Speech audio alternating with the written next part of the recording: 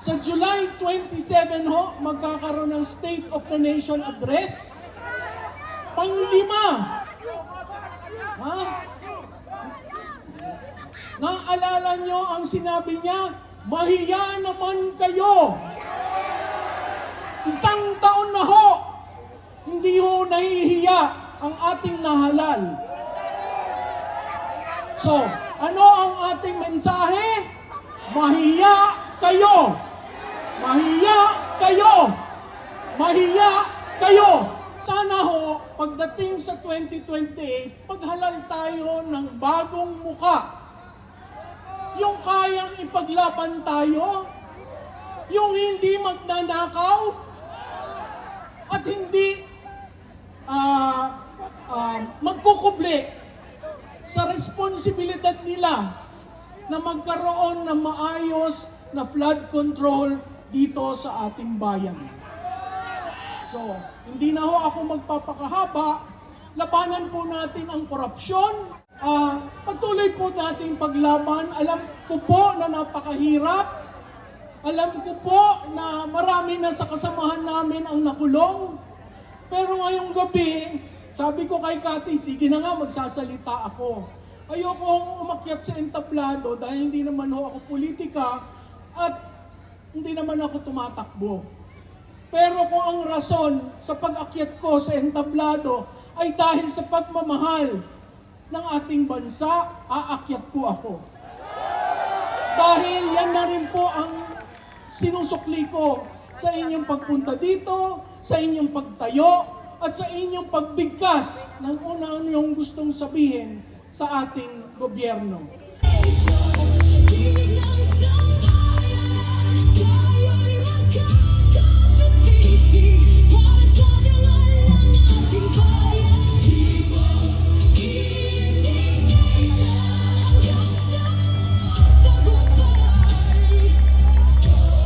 Magandang gabi sa inyong lahat. Kamusta kayo? Okay lang? Maraming salamat sa pagpunta ngayon, itong gabi ito, sa pagtindig at sa pakikisama sa nangyayari sa ating bansa. Mahalaga ho na bawat Pilipino ay tumatayo, nagsasalita, dahil ang kinabukasan ho natin, hindi na ho siguro ang henerasyon ko, pero yung mga anak at apo ninyo ay napakahalagang paglaban natin ang kanilang kinabukasan. Wala ho ito sa leader. Nasa sa atin ho dahil tayo ang nagbigay ng mandato sa lahat ng nahalal. At yung lahat na nahalal, hindi makapagsalita dahil lahat sa kanila nagbenepisyo. Ang hindi lamang nagbebenepisyo ay tayong mga Pilipino. Kaya napakalaki ho ng pasasalamat namin, lalo na ng mga organizers, na kayo ay pumunta dito, na tayo'y nagkita-kita, at tayo ay naihiyain natin ang ating kalooban. Alam ba ho nyo na ang utang ng Pilipinas ay 18.5 trillion na? At ang bawat Pilipino ay may utang na 164,000. Yun ang mga buntis na hindi pa nanganganak, may utang na ang inyong anak. At ang bawat pamilyang Pilipino ay may utang na 674,750. Ang laki ho, no? Pero ang pagbabayad ng VAT, tayo rin ho yun. Tama ho? Pag tayo ay bumili, may VAT. Pag tayo ay nagbayad ng elektrisidad, may VAT. Pag tayo ay online, gusto na rin nilang ilagyan ng VAT. Okay? Ba't ganon, sabi ni Sir? Tama ho yun. Kaya kailangan ang gobyerno ay maging responsable at accountable sa taong bayan. Ngayon, sana ho, pagdating sa 2028, paghalal tayo ng bagong muka. Yung kayang ipaglaban tayo, yung hindi magnanakaw at hindi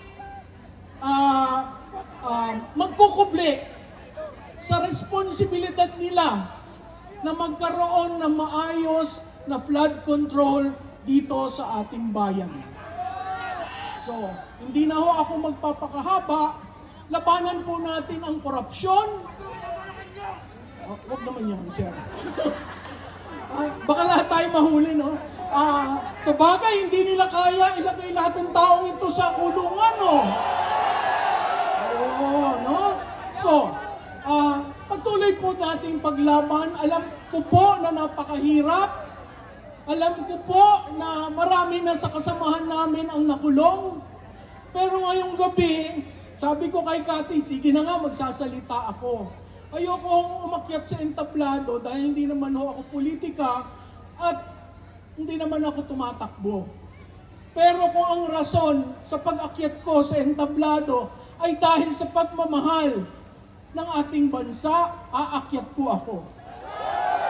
Dahil yan na rin po ang sinusukli ko sa inyong pagpunta dito, sa inyong pagtayo, at sa inyong pagbigkas ng unang yung gustong sabihin sa ating gobyerno. Wag mo muna sugod, no? Sa July 27 ho, magkakaroon ng State of the Nation Address. Panglima. Ha? Naalala nyo ang sinabi niya, mahiya naman kayo. Isang taon na ho, hindi ho nahihiya ang ating nahalal. So, ano ang ating mensahe? Mahiya kayo! Mahiya kayo! Mahiya kayo! Marami pong salamat sa inyong lahat at mahalin natin ang Pilipinas. Maraming salamat, Professor Malu Tikia! At ngayon naman ay ating pakinggan ang ating Chairman, National People's Initiative Council Committee. Hapon po sa ating lahat na nandito ngayon. Hindi po ako yung host ninyo. Nandito po ako para lang po magpaalala sa lahat ng ating mga kababayan na nandito ngayon. Unang-una po, yung pong ating mga nanay, mga tatay, yung ating mga lolo't lola, dala nyo po ba yung inyong mga maintenance medicine? Na baka po orasan ng pag-inom, meron naman pong tubig, inom po kayo ng tubig, inumin ninorpin yung inyong gamot. No po? Mainit po ang panahon, mag-hydrate po tayo palagi, inom po tayo palagi ng tubig para hindi po tayo mahihilo, lalo na ganito yung katindi yung sikat ng araw. Nung nakaraan linggo kasi, puro tubig, ngayon puro araw. Pangatlo, scan nyo po yung inyong palibot. Sandali, tignan nyo po kung saan po yung mga lokasyon ng ating mga emergency medical services. Kung may makita po kayo na mga kawani ng Bureau of Fire Protection, mga kawani po ng ating kapulisan, tignan nyo po kung nasa saan sila. Para ano man po ang mangyari, alam nyo po kung saan direksyon kayo tutungo. At bibigay po sila ng tamang instruction sa atin in the event of any contingency. Lagay po natin sa ating isipan palagi yung situational awareness. Kung mayroon po kayong mapupunan na kaduda-dudang mga tao na palibot-libot, i-report po natin. Nandiyan po yung ating mga marshal, nandiyan po yung ating mga pulis. I-report po ninyo. Kung kayo po ay may mapansin na mga bagahe, supot, o anumang bagay na po iniwan sa isang tabi o inilagay sa tabi ninyo at umalis yung tao na nagdala nun, huwag pong gagalawin, bagkus, hanapin po ang ating kapulisan at ituro po ninyo, huwag nyo pong pakialaman, ituro nyo po dun sa pulis, alam na po ng ating mga pulis kung anong gagawin dun. Para po sa ating mapayapang pagdaraos ngayon, uulitin ko po, situational awareness para sa ating lahat, lalo na po mamaya pag dumidilim na. Nandiyan po ang ating kapulisan, nandiyan po yung ating mga emergency medical services ng city government ng Manila. Hanapin niyo po lang kung nasaan sila dyan nakaposisyon. Marami pong salamat at pagpatuloy po natin ang ating programa ngayong hapon. Enjoy po kayo, mabuhay po ang Pilipino, pagpalain tayo ng buong may kapal.